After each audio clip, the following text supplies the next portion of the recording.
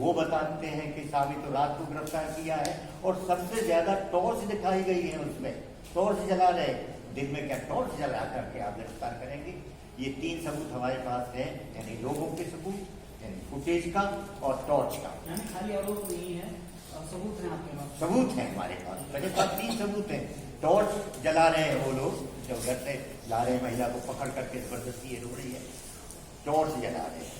गांव के वहाँ 30-40 लोग इकट्ठे हो जाते हैं, गांव में तो नजदीक नजदीक होते हैं, जब शोर बजता है, ये रोती है, बच्चे रोते हैं, जो पहुंचता है वो चिल्लाता है, तो इकट्ठे हो जाते हैं, वो सबूत है।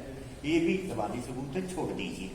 लेकिन इसके बाद सबसे बड़ा सबूत इस बात का है कि सीसीटीवी में फुटेज में आ रहा है 7 बजे के करीब का टाइम, लेकिन रिपोर्ट लिखते हैं कि 5 बजे हमने इस महिला को गिरफ्तार किया। डीके बसु में कुछ नहीं किया, लिखवाना पड़ता है कि हाँ डीके बसु को हमने वो कर दिया है, अमल में ले आए हैं डीके बसु के प्रोविजन को। डीके बसु के प्रोविजन मैंने आपको बताए हैं क्या क्या प्रोविजन है, दोबारा रिपीट करने का। शॉर्ट में इतना बता दीजिए, जो महिला को जिस तरीके से गिरफ्तारी की गई है, 22 दिन तक उनको प्रताड़ित किया गया है बिना बताए, उनको पता भी नहीं कि उनका कसूर क्या है, वो कितना सही है, कितना जायज है? सही बात है। देखिए, महिला को जैसे मैंने बताया कि सबसे बड़ी बात तो ये है कि कसूर तो बताना चाहिए था पुलिस को कि आपका कसूर ये है, इसलिए गिरफ्तार कर रहे हैं।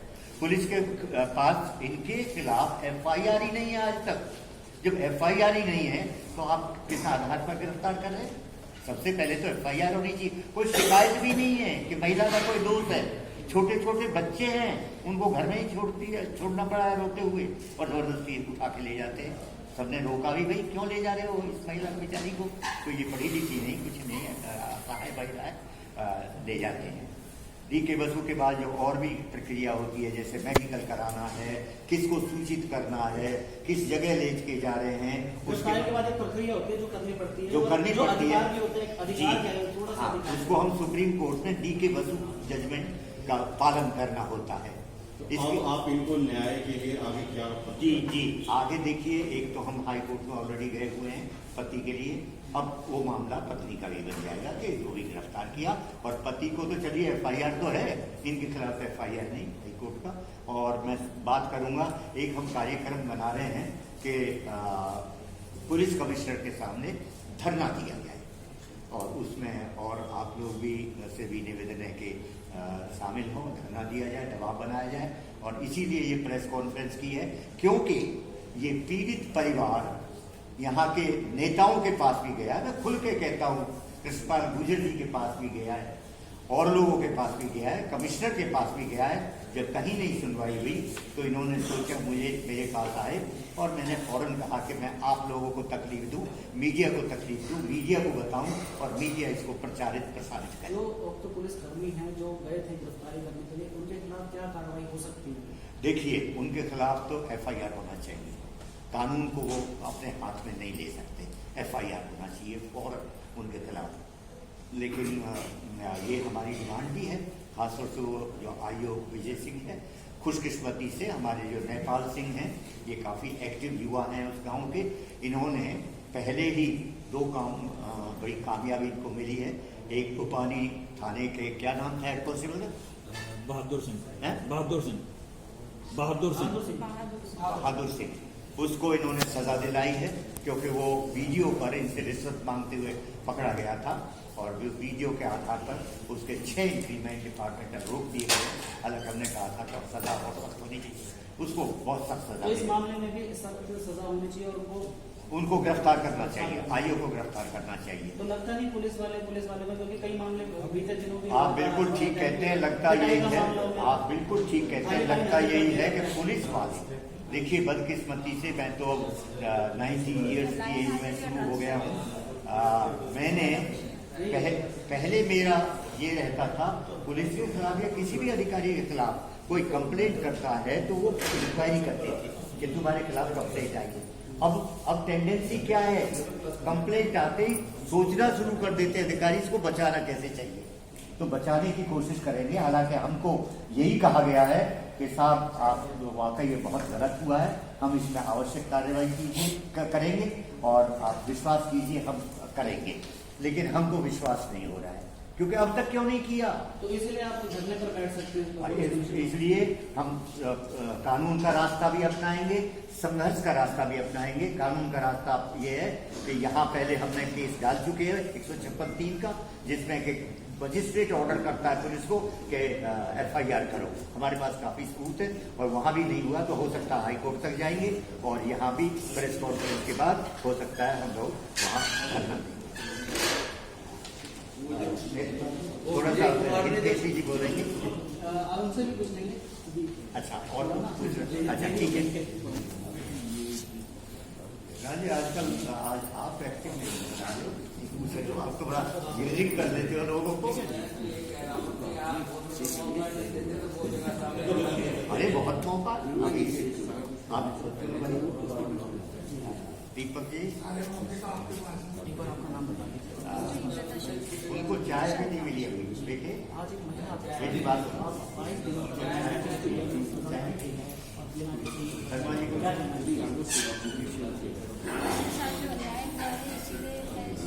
प्रेस कॉन्फ्रेंस सभी मिले। मैं चाहती हूँ इसे न्याय मिलना चाहिए, जिसका कि नाम FIR में नहीं है, जिसकी कोई गलती नहीं है, सिर्फ इसलिए कि वो जिसके खिलाफ FIR की गई है उसकी पत्नी है, इसलिए उसको गिरफ्तार कर दिया, उसको 22 दिन की सजा भी दे दी गई। और मैं हैरान हूँ कि हमारे जो कानूनविज्ञ हैं या जो कानून के पालक हैं, उन लोगों ने लॉ को नहीं पढ़ा या किस नशे में ये सब काम हुआ मुझे नहीं समझ में आता। FIR में नाम न होते हुए इसको सबसे पहले अरेस्ट किया गया, वो भी बिना बताए किया गया, कोई वजह नहीं बताई गई। इसके साथ ना तो कोई मेडिकल हुआ, इसको शाम को देर रात को लेकर गए हैं, जो CC फुटेज आ रही है उसमें 7 बजे के अराउंड इसको अरेस्ट किया गया। तो बिना किसी कारण के एक महिला जो है सजा भोग के आगे सिर्फ इसलिए कि उसको कुछ पता नहीं है, ये अनभिज्ञ है चीज़ों से, इसलिए उस पर आसान हुआ ये सब काम कर पाना। इसी जगह कोई सशक्त महिला होती तो क्या वो कर पाते? उनको जवाब देना पड़ता है हर बात का। तो एक गरीब और अनपढ़ महिला के साथ इस तरह की हरकत हो जाना, ये हमारे देश में क्या हो रहा है? जंगल राज जैसा व्यवस्था चल रही है। पढ़ाने की बात करते हैं और वो उनकी बात करते हैं। क्या आप देखो ना, बेटी पढ़ाओ, बेटी बचाओ, बेटी सुरक्षा, सब बातें होती हैं और नतीजा आपके सामने है कि क्या हो रहा है।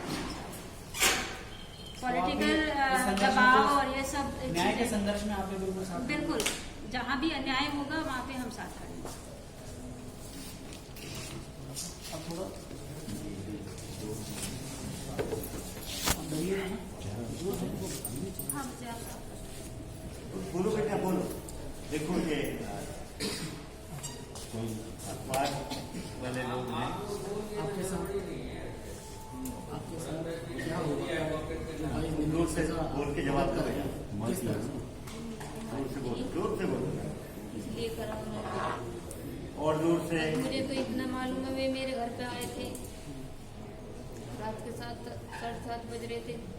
मैं अपने बच्चों के साथ बैठी थी अंदर कमरे में, उन्होंने गेट बजाया, मेरी लड़की ने गेट खोल दिया, मैं बस अंदर बढ़े तो थप्पड़ मार कर खींच के गए, गाड़ी में बिठा कर बच गया। और मैंने पूछा भाई कहाँ ले जा रहे हो, क्यों ले जा रहे हो? उन्होंने कुछ नहीं बताया। मेरे छोटे छोटे बच्चे हैं, मैं रोते रहे। आपको कोई वजह नहीं बताई? कितने पुलिस वाले थे? 3-4 पुलिस वाले, एक लेडीज गाड़ी में बैठी थी। कुछ भी नहीं बताया कि किस वजह से आपको उठा के लेकर गए? तो जेंट्स पुलिसकर्मी थे, उन्होंने आपके पास मारपीट भी की थी आपके साथ? खूब जोर से बोलो बेटे, आवाज है। अच्छा, तो घर में उस वक्त कोई था? घर में कोई था उस वक्त? छोटे छोटे बच्चे थे। उसके बावजूद 4 से 5 पुलिस वाले आए, जिसमें एक महिला पुलिस कर्मी थी। 22 दिन आपके कैसे बीते? बताओ बेटा बताओ। बताइए।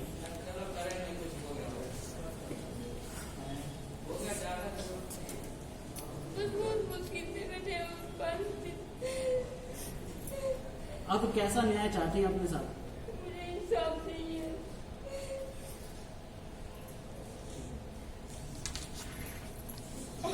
नेपाल जी आप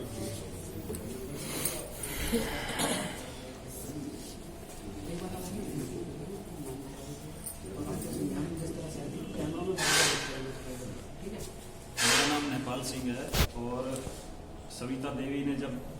इनकी गिरफ्तारी हुई थी तो कुछ इनके परिवार वाले हैं, जो परिवार से इनके फैमिली मेम्बर हैं, उनके द्वारा मेरे संज्ञान में ये बात आई है। और बड़े शर्म की बात है कि रक्षक ही भक्षक बने हुए हैं।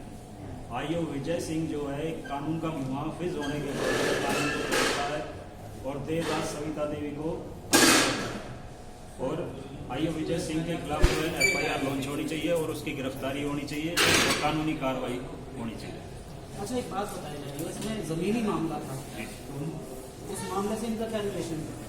इनका कोई रिलेशन नहीं है, इनको सिर्फ दबाव बनाने के लिए उठाया गया था। बाद में कुछ ऐसी बातें भी आई थी कुछ सामने कि इनको उठा के अंदर बंद कर दो, खर्चे पानी की चिंता मत करो।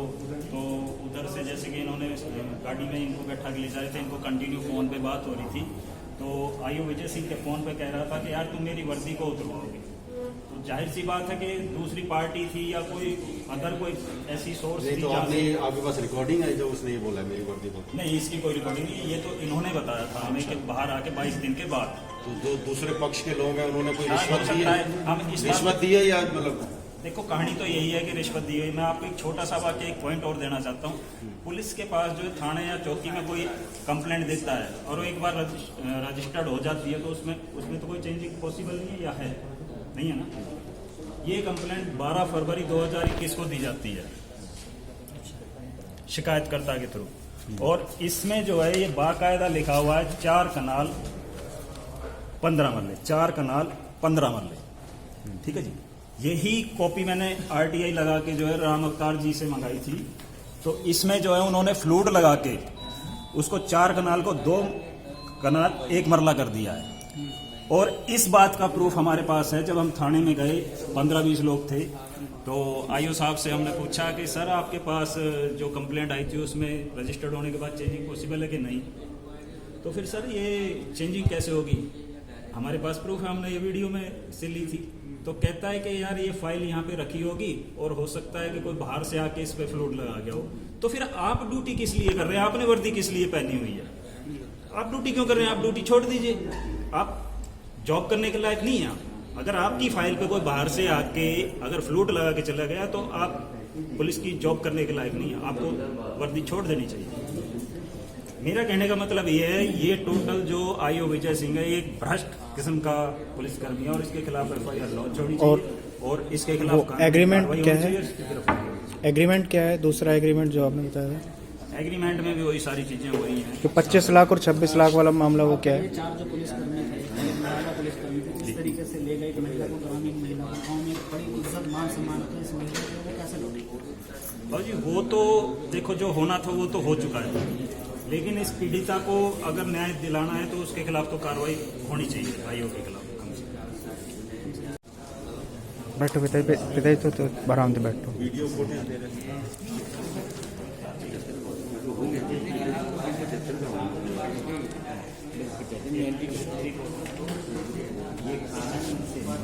ये कानून से नहीं ऐसे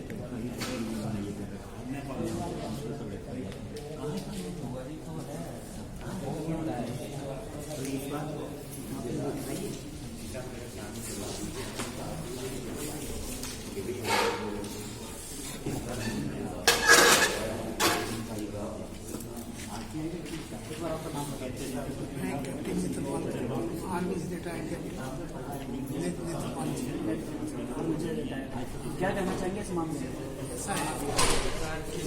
परिवार में नाम नहीं होता है, वो मुलजिम नहीं है।